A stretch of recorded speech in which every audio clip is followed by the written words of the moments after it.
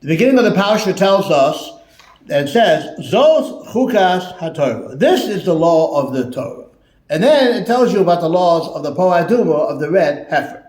So the obvious question that all the rabbis ask is, there's a strange word. It should say, Zos Chukas HaPorah. This is the law of the Parah. Because afterwards, it tells you the laws of the Parah Adumah. It doesn't tell you all the laws. It doesn't talk about Shemitah. Does it, David? Doesn't talk about the laws of kashrus. Nope, doesn't. It talks about one mitzvah. So say, what do you mean? Zos Chukas HaPorah. Why does it say Zos Chukas HaTorah? So there are a lot of ways to answer this question.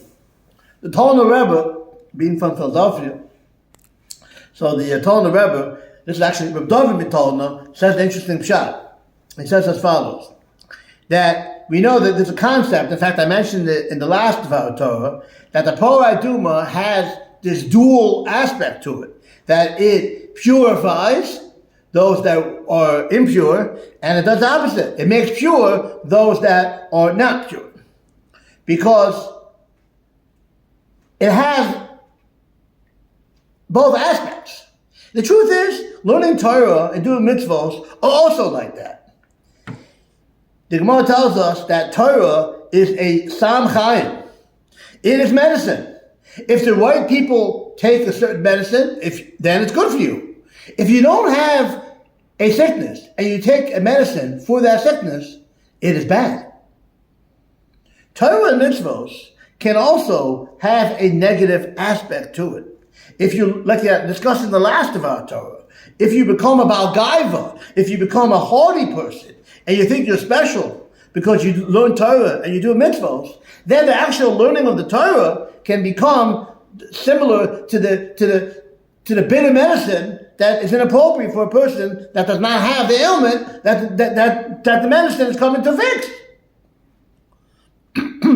But a person that is humble, then Torah is only mitaher. It only has the positive and good aspects of it.